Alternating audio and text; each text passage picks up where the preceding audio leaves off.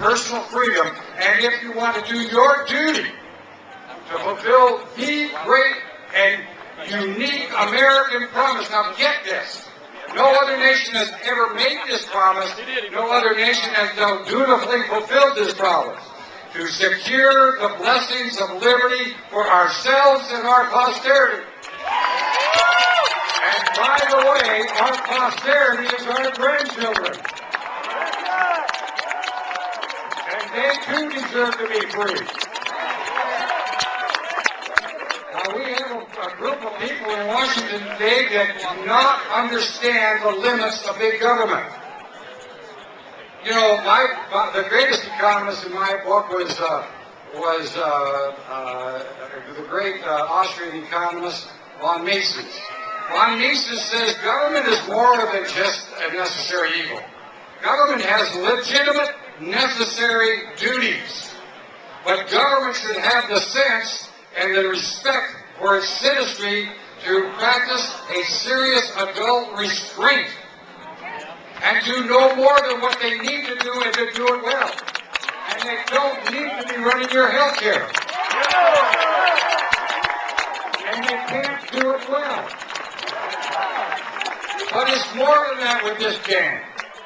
These are the guys that want to take over the entire economy. And in doing so, money is no object. Now, I studied on this a lot in my lifetime. There are three groups of people that I can identify that have the privilege of spending other people's money. Children, thieves, and politicians. And they're careless and reckless and require adult supervision.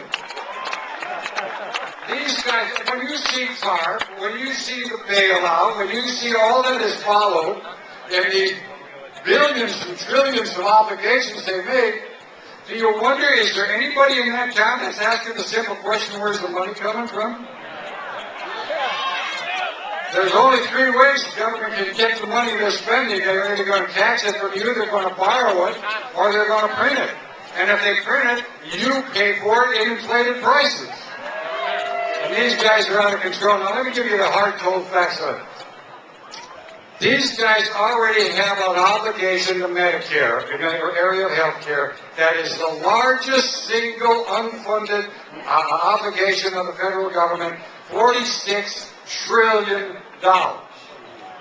They can't fulfill that obligation. They ought to be working on how to do that. Now what have they said? Well, never mind about that. Never mind about the commitment we've already made to America's seniors, where we in fact have compelled them to go into the system whether they want to or not. Let us take on everybody. And when we come up $9.5 trillion short in spending for this new program, we will raise the money by cutting back on the commitment we've already made to the seniors of $500 billion. Now, ladies and gentlemen, what if you had your own family, your own children, their own college expenses, and you said to them, you know, kids, I'm sorry, but I just simply can't afford to send you to college because I decided to send the neighbor's kids. So I'm going to cut back on what I'm going to do for you. And you might say, well, the neighbor's kids, Daddy ought to send them, and you ought to send me. Oh, no, but you see, I need a control over the neighbor's kids. That's what it's about, ladies and gentlemen. This is about control. And I got to tell you, have you studied this bill? How many of you have read that bill? How many of you think your congressman has read that bill? Let me ask you a question. If I came up here today and said to you, I just bought a new insurance plan for me and my wife, but I didn't take the time to read it, would you think me a fool? Well, then why would you accept from your congressman the notion that I'm just going to buy a new insurance plan for you and your family, and by the way, I'm not going to read it? If you read the bill, ladies and gentlemen, it's going to be very discouraging because what they are doing, instead of responding to the needs that are already there that can be dealt with right away today, like tort reform, to get rid of $100 billion of wasteful, punitive, inefficient application of medical procedures to people who don't need them. so that doctors can protect themselves from lawyers. Instead of just in that, or instead of saying to people, no matter whether you live in Georgia or Texas or wherever, you can buy your insurance in Oklahoma if you want. And then those 1,300 private insurance companies can truly compete with one another. What's stopping them from competing is government barriers to their competition. They say, no, we're going to have a public sector so we can require them to compete with us. And by the way, read the bill. We will rig the game so they can't compete with us. That's right. I don't want to be in publicly run healthcare. When I read this bill, I find myself welling up with such a sense of despair for my right to be my own person on my own terms that my first compulsion is to throw up my hands in despair and say, oh, the heck with it. I'll just sign up for the government plan.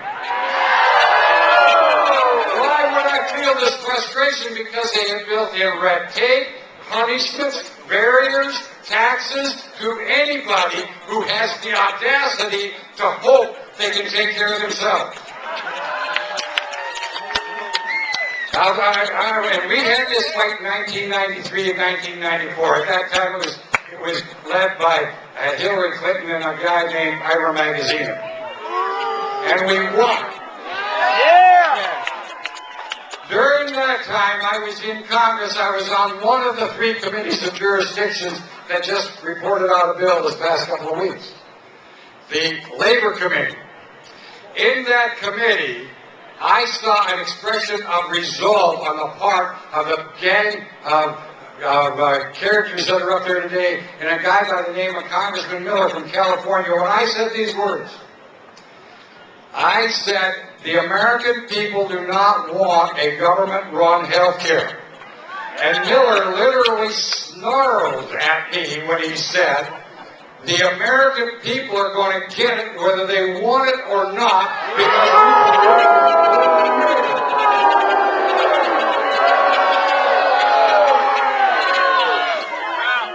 because we've been waiting 40 years to do that. Ladies and gentlemen, are they up there to take care of what they've been wanting to do for 40 years? Yeah.